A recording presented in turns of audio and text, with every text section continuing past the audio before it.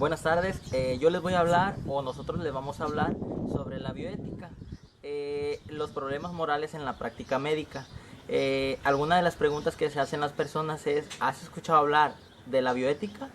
¿Cuál es su relación con la ética? Son algunas de las preguntas que vamos a analizar a lo largo de esta exposición. Se dice que no se puede aplicar la tecnología a la naturaleza y al hombre como parte de la misma, como si se estuviera experimentando con un objeto. ¿A qué se debe esto? Esto se debe a que cada persona tiene diferentes formas de pensar o diferentes formas de moral. Para algunas personas puede estar bien esto que se está realizando, el practicar con personas, y para otras personas puede ser malo.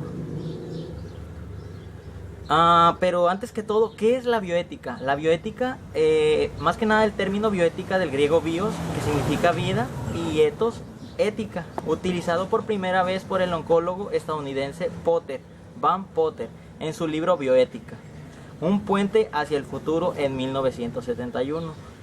Dice que se puede definir como el estudio sistemático de la conducta humana en el área de las ciencias humanas y de la atención sanitaria, en cuanto se examina esta conducta a la luz de valores y principios morales.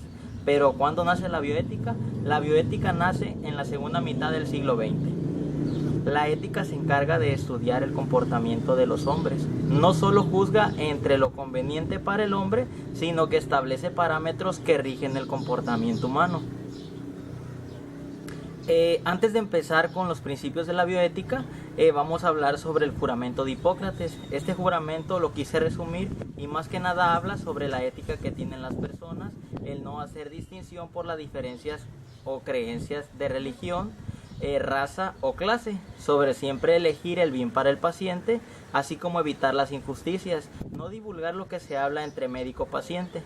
¿A qué se refiere esto? Por ejemplo, sobre siempre elegir el bien para el paciente, que no le vamos a dar un tratamiento al paciente que sea malo para él o que no lo necesite. Evitar las injusticias, ¿cómo? Pues brindándole el apoyo al paciente o al enfermo. No divulgar lo que se habla entre médico-paciente. Esto quiere decir que lo que nosotros le contemos al médico, el médico no lo tiene que andar contando con sus amigos o personas cercanas a él. Vamos a hablar ahora sí sobre los principios de la bioética.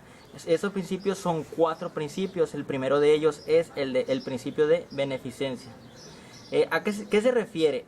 Se refiere más que nada a que el médico siempre en su actuar tiene que ver por el bien del paciente, informarle de las consecuencias positivas y negativas de algún tratamiento.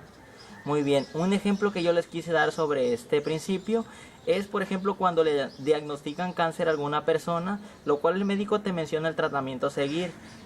Muchos de ellos son las quimioterapias. El médico te tiene que mencionar las repercusiones que tiene este tratamiento. Entonces el médico te menciona qué repercusiones vas a tener y ya el paciente decide si lo elige o no. Otro de los principios es el de la no maleficencia. Un ejemplo que yo les quise dar sobre este principio es cuando un enfermo de insuficiencia renal recibe sus diálisis o hemodiálisis y son muy dolorosas, pero el paciente está consciente que son necesarias para sentirse mejor y que sin ellas pues empeoraría su enfermedad. Otro de los principios es el principio de justicia. ¿A qué se refiere esto? Que sin distinción de personas a todos se les debe aplicar los beneficios médicos y en ocasiones ayudar a solventar algún gasto. Un ejemplo que yo quise dar sobre este principio es, por ejemplo, el seguro popular, que es accesible para muchas de las personas que no cuentan con los recursos suficientes para alguna enfermedad. También una violación a este principio es, por ejemplo, todo lo que se destina, los fondos que se destinan hacia la salud y que no se aplican para ello. Por ejemplo, muchos hospitales están sin medicina. Entonces ahí están violando este principio. ¿Por qué? Porque el fondo que venía hacia los hospitales los utilizan muchas de las veces para cubrir campañas políticas. Entonces se viola este principio. Bueno, pasamos al siguiente principio, que es el de autonomía. Dice este principio que el médico es responsable de informar al paciente su estado de salud, así como las consecuencias del tratamiento, para que el paciente pueda decidir sobre él mismo siempre y cuando esté en condiciones de hacerlo. Si el paciente no está en condiciones de hacerlo, ya sería otra persona quien tomaría la decisión.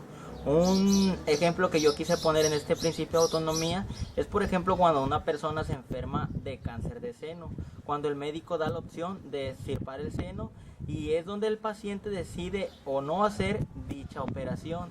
Ya ahí queda sobre el paciente si quiere realizar esta operación o no. Bueno, pues estos fueron los principios y enseguida mi compañero les va a hablar un poco más sobre el tema.